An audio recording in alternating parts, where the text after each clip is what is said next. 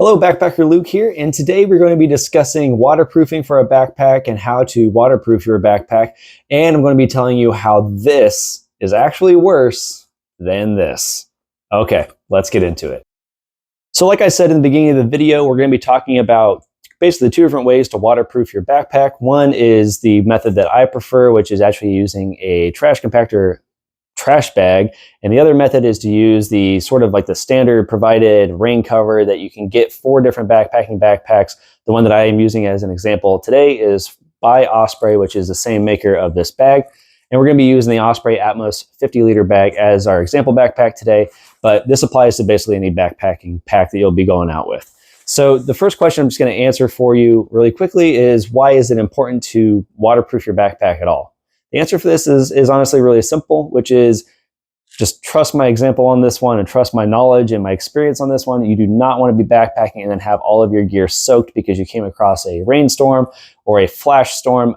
If you don't know, when you're up in the mountains especially, sudden thunderstorms and flash rainstorms are actually pretty common. And having all of your gear soaked completely through just because you didn't waterproof your bag properly is a really terrible way to continue to go through your backpacking trip. I have slept in a wet tent, I have slept in a wet sleeping bag, and had all my gear be wet and have wet clothing for the rest of the trail and the rest of my trip. And all of that stuff is really unfun, not even to mention that it could soak through any of your fire starters that you have. If you're using those, it could also soak through your food, depending on how you're storing that, all that kind of stuff. It just creates a really messy environment and really kind of messes with the fun of your trip. So that's why you want to waterproof your bag. And now we're going to get into the two different methods that you can use to waterproof your bag and my favorite method. So the first method that you might use is the one that is sort of like the standard method. It's the one that the outdoor companies and backpacking companies will tell you to use and want you to use because, for one thing, it gets you to use their gear more and to buy their gear. And also, it is a good method. It's just not my favorite method, which is basically the external shell rain cover is what I'm going to call it, the external cover. And this is actually just a really simple cover. It's a waterproof material. You have your backpacking pack here. You fit it over essentially the entire pack, leaving only the shoulder straps available for you and your hip belt available to you. And then there are small buttons on the sides of the rain cover right here and on the other side. And then you clip those just like this behind your shoulder straps, and it pretty much creates like this shell that goes over your entire pack. And then there's a drawstring at the top here that you can pull, and it tightens it up for you. So like I said, this isn't a bad option. It's very effective. It works and does what you need it to. But the problem that I don't enjoy with it is that it actually covers every single thing about your pack.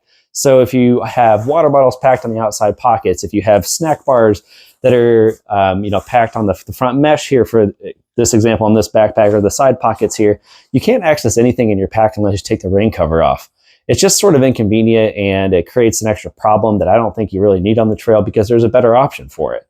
So that's why I don't enjoy using that external shell. It's a fine option if that's what you have to use, but it's not my favorite option. And the favorite option that I have is what I've been kind of talking about this whole video, which is basically just the trash compactor trash bag. So we're going to get into that next. Okay, as promised, we're going to be talking about my favorite method now, which is literally just a trash bag. So the first thing I'm just going to say is the reason that I use specifically trash compactor trash bags, and I've been talking about this and I keep saying it specifically, that is really simple, is that trash compactor bags are actually just a thicker bag than most kitchen trash bags. So they're going to be more durable. They're going to be just a little bit heavier. So if you're stuffing things into your backpack, you might not, it's less likely you're going to like rip a hole in the waterproofing lining that you're essentially creating for yourself. So that's why I use trash compactor bags. You can use normal kitchen bags, but trash compactor bags are my preference because they're just a little bit thicker. So all you're going to do, and I kind of teased it there for a second, is all you're going to do is take the trash bag. This is the bottom of the bag. You're going to stuff it into your backpack. And then I like to leave it out just like that. Okay. And when you pack your bag now, you're going to be packing everything inside of the trash bag inside of your backpack. So everything that goes into the main compartment of your backpack is just going to be inside the trash bag that is inside your normal backpack. And that's going to waterproof every single thing that is in the main compartment of your bag. I enjoy doing this because it still keeps my sleeping gear waterproof. It still keeps my tent waterproof. It still keeps my cook gear waterproof. My clothing bag, everything is still waterproof inside of the main pouch in my backpack. And what it does not do is it does not restrict access to my external pockets, which I personally prefer. Now, so you have side pockets on the side here for water bottles. You can still access your water bottles that are on the side pouches. If you have stuff in the front mesh here that doesn't need to be waterproof, but you still want easy access to it, you still have easy access to it. Same thing with, for instance, on this backpack, there's like these zip pouches on the side. All of this would be covered completely by that rain shell cover for the backpack, and you can't access anything easily. You have to pull that whole rain shell off to access anything on your backpack. So forget anything that's quick access. You have to pull the whole cover off just to access and grab anything from your pack at any point if you have a rain cover on. If you have this internal lining that you create on your own, everything that needs to be waterproof is still waterproof, but you just know ahead of time when you pack to pack anything on the outside that doesn't need to be waterproof. Now, if it's inside, for instance, on this backpack, if it's inside these pouches here, it's still going to be water resistant. The backpack will stop light rain and light water, but it's not going to stop maybe a torrential downpour or like a soaking weather, water event, that kind of thing. But it's going to be water resistant still. So you can still put stuff in the side pouches that just need to be water resistant, not waterproof, and they can still be easy access. So that's why I really prefer this method. I think it's cleaner. It still gives you access to the backpack, to the pockets on the outside, so you can have easy access to the things you want kind of throughout the day. I'll usually keep my snack bars and some trail mix and my water bottles, of course, and those types of items as easy access on the outside. But I know that at all times, my gear is completely waterproof. It needs to be waterproof. And I can keep this going the entire time, whereas with the external shell option, you kind of only want to put it on when you think there's actually going to be rain or there is rain coming or you know you're going to get wet. Then you put it on as like a last resort because it's inconvenient. This to me is not inconvenient at all. It still does everything I want it to do and does it better than an external rain cover.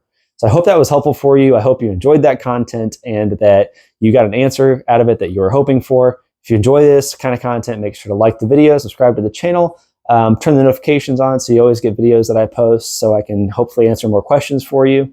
Speaking of which, if you have any questions, leave them in the comments down below. I would love to answer anything I can for you. If you have any video ideas you want me to make, put that in the comments down below. I just want to help you out and make videos that'll help you be able to backpack better and hopefully get outside and get outdoors and just adventure more. That's what I'm here for. So I hope that was helpful for you, and I will see you in the next one.